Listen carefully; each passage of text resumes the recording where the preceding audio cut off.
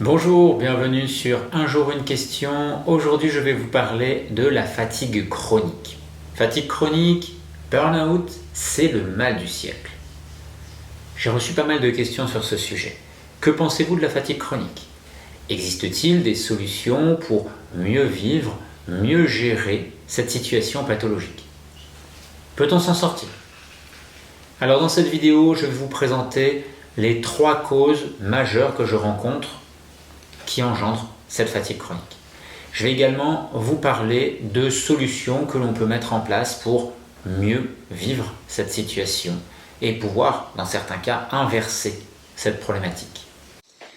Mais tout d'abord, je voudrais parler de la fatigue chronique par rapport à ce mal du siècle. La fatigue chronique, c'est le mal du siècle parce qu'en fait, nous vivons dans un monde qui est totalement inadapté. Nous avons un mode de vie qui est devenu totalement inadapté. Comparons, ne serait-ce qu'une minute, ce que pouvaient vivre nos grands-parents, qui ont 90 à 100 ans aujourd'hui, ou qui auraient cet âge-là, à ce que nous vivons aujourd'hui. Le mode de vie qu'ils pouvaient avoir par rapport à ce que nous vivons aujourd'hui. À l'époque, même s'ils pouvaient parfois travailler un nombre d'heures relativement important dans la journée, le rythme n'était pas du tout le même. Aujourd'hui, nous sommes en train de courir du matin au soir. Nous avons généralement au moins 2 vies, une vie professionnelle, une vie personnelle. Mais quand je dis une vie personnelle, c'est la vie familiale, où en plus de la vie professionnelle, il faut s'occuper des enfants, pour ceux qui en ont. Et si ce n'est pas les enfants, bien sûr, c'est la vie personnelle, on sort, on a une vie sociale. C'est bien d'avoir une vie sociale, mais parfois c'est trop, on est dans le trop. Parce qu'au final, qu'est-ce qu'on fait? On a une activité avec du sport, ou deux activités sportives, puis on a une activité artistique, puis on sort au restaurant, on sort pour aller au cinéma, etc., etc. Et au final, on est toujours timé, on a toujours des choses à faire avec des horaires, et ça peut être problématique. Autre chose, bien sûr, il faut ajouter à cela les écrans. On est en stimulation permanente par les écrans. Les écrans, avec les smartphones, les tablettes, en plus, ça nous maintient en état d'éveil au niveau de notre cerveau beaucoup plus longtemps dans la journée. Donc notre cerveau est en activité beaucoup plus longtemps dans la journée. Et puis ensuite, on a encore une chose qui va s'ajouter à tout ça, c'est le stress ambiant. Le stress ambiant par notre rythme de vie, le stress ambiant par la pression sociale, familiale, que les gens peuvent nous mettre sur les épaules, et le stress ambiant lié également à tout ce que les médias véhiculent. Tout cela nous amène irrémédiablement vers un état d'épuisement. Les 3 causes principales. La plus mise en avant, en tout cas je ne vais pas dire la plus fréquente, mais la plus mise en avant, c'est le stress. Le stress, c'est quelque chose qui peut en effet être problématique. Lorsque nous vivons quelque chose qui est agressif pour nous, qui est stressant, notre corps s'adapte. Ça, c'est un mécanisme normal, un mécanisme de survie. Le problème survient lorsque ce stress devient chronique, lorsqu'il perdure. À ce moment-là, cet état de stress va peser sur les glandes surrénales. Ce sont les glandes qui nous permettent de produire du cortisol et de s'adapter donc à cet état de stress sur la durée. Avec le temps, ces glandes sont toujours en activité, donc il peut y avoir ce qu'on appelle l'épuisement des surrénales. Concrètement, le corps se met au ralenti pour éviter de courir à sa perte. Donc ça, c'est le mécanisme lié au stress. La deuxième chose que l'on voit, c'est également, plus que le stress, c'est une charge émotionnelle très forte, quelque chose de très intense, de très violent, qui a pu être vécu. Alors quand je dis de très violent, c'est pas forcément violent et brutal juste à un moment donné, ça peut l'être, mais ça peut être des fois des choses qui s'étalent sur plusieurs mois, voire plusieurs années, qui sont très oppressantes et empreintes d'une charge émotionnelle très très forte. Alors ce n'est pas systématique, mais quand on vit quelque chose comme ça, c'est comme si on vivait un accident, un traumatisme, et le corps n'arrive pas à s'en remettre. Le corps va devoir mettre toutes ses forces pour gérer une situation, et il n'arrive pas à s'en remettre, il n'arrive pas pleinement à récupérer.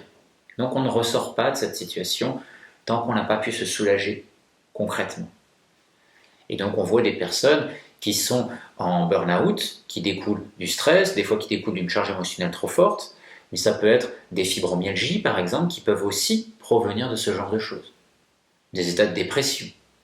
En gros, il faut imaginer quand même que, au-delà de cette charge émotionnelle, pourrait dire que 90% de notre population aujourd'hui est en état de fatigue chronique, plus ou moins poussé. Il y a des états extrêmes comme le burn-out, la fibromyalgie, puis il y a des états qui sont moins importants. Mais beaucoup de gens sont dans cette situation-là en raison de notre rythme de vie. Et donc cette situation émotionnelle, il va falloir agir dessus, parce que si elle est prédominante, sans agir dessus, il va être délicat de récupérer. Troisième cause importante que je peux rencontrer également, c'est la problématique liée à l'alimentation, et plus précisément à la digestion. La digestion va mobiliser beaucoup d'énergie. D'une part, pour digérer en tant que tel, mais également pour gérer tout ce qui est issu de mauvaise digestion. Lorsqu'on digère mal, en plus de la digestion, il va falloir gérer les conséquences de cette mauvaise digestion, c'est-à-dire l'inflammation, l'irritation, l'agression de l'intestin. La cicatrisation, quand l'intestin est trop agressé, devient poreux. Il va falloir aussi gérer, par compensation, le déséquilibre du microbiote. Lorsque le microbiote se déséquilibre, c'est générateur de plus d'inflammation, il va falloir lutter contre ça, compenser cela. Et également, il va falloir gérer toutes les substances indésirables, toxiques, agressives, qui passent la barrière intestinale, qui vont mobiliser le système immunitaire, qui vont mobiliser le foie pour limiter au maximum les interactions problématiques avec notre corps, avec nos tissus.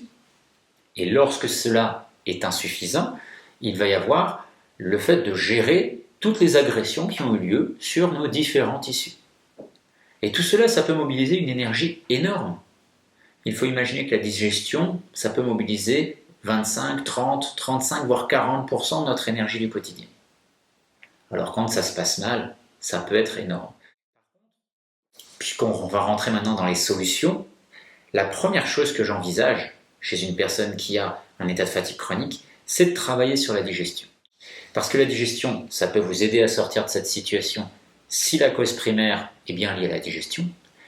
Mais il faut savoir que quand on est en état de fatigue chronique, votre corps a moins d'énergie pour fonctionner. Et quand il a moins d'énergie pour fonctionner, le maximum d'énergie est focalisé à l'intérieur du corps.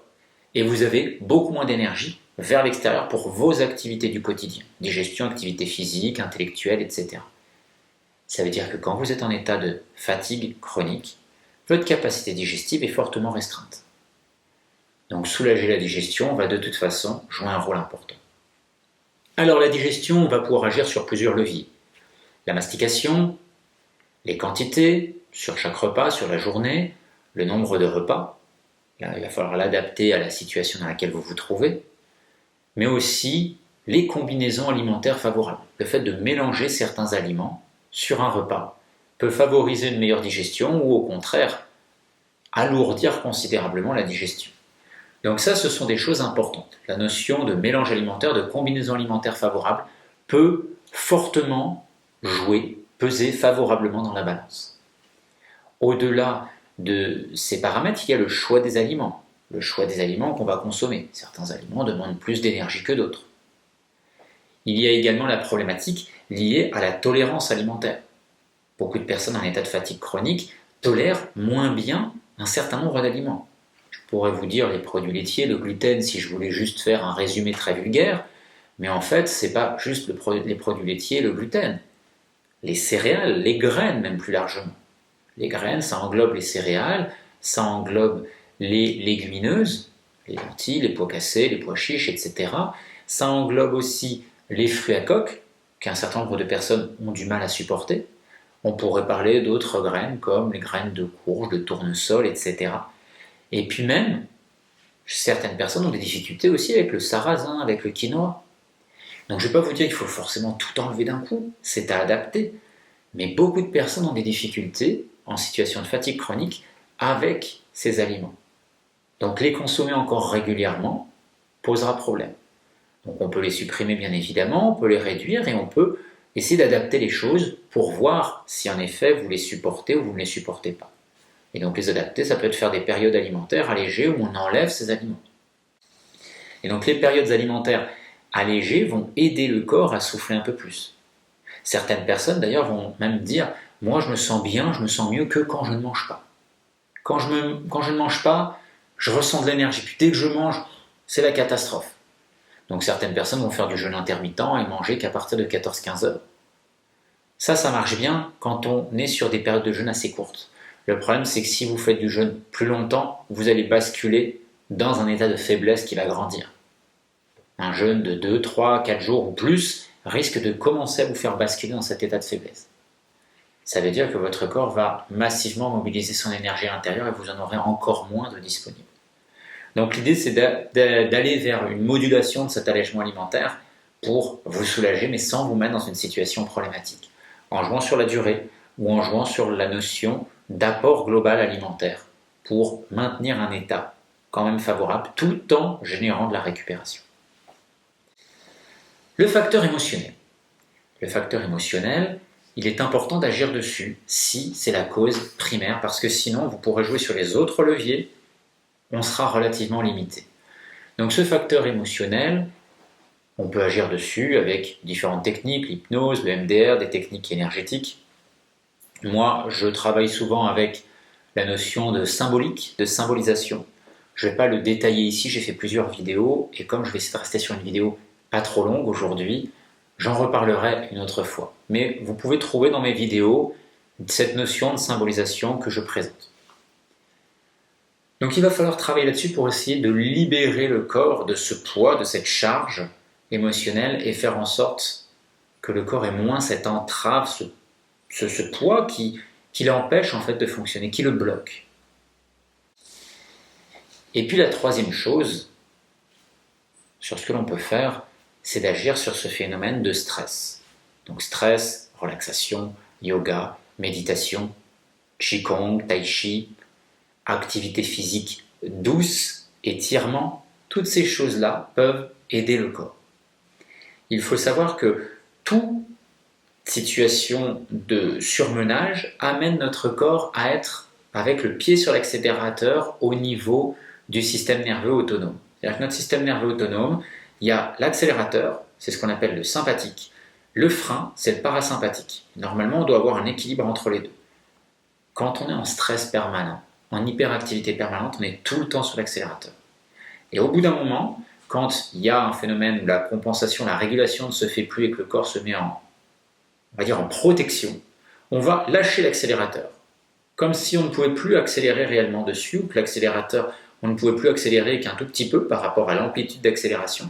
Et on va être, entre guillemets, pas réellement sur le frein, parce qu'on ne va pas réellement utiliser le frein, mais c'est le frein naturel qui va se mettre en place, comme le frein moteur sur une voiture, si vous préférez.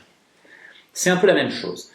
Et donc, on va pouvoir essayer de réguler, de ramener de l'équilibre au niveau de ce système nerveux autonome.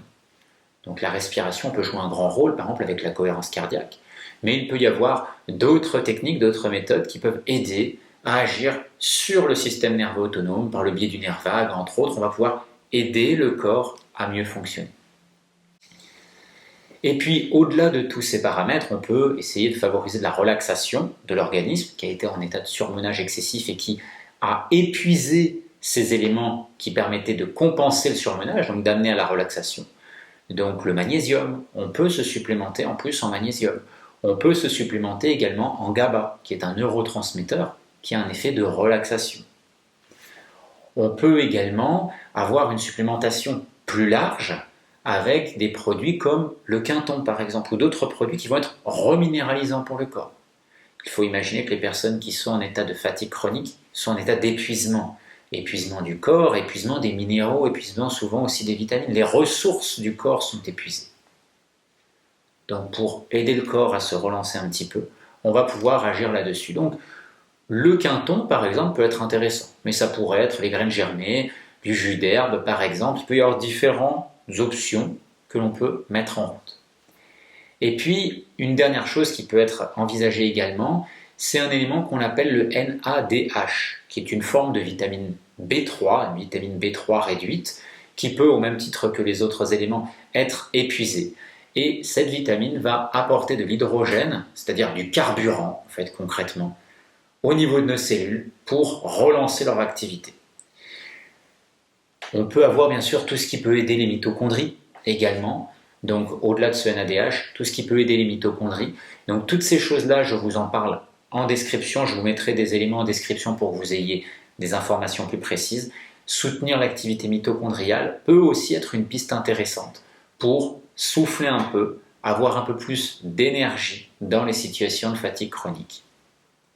Le but, c'est toujours de comprendre que ces produits vont être une aide et il faut travailler le terrain en parallèle pour aider le corps à retrouver un état de fonctionnement plus satisfaisant. Passez une belle journée et à demain pour un nouvel épisode de Un jour, une question.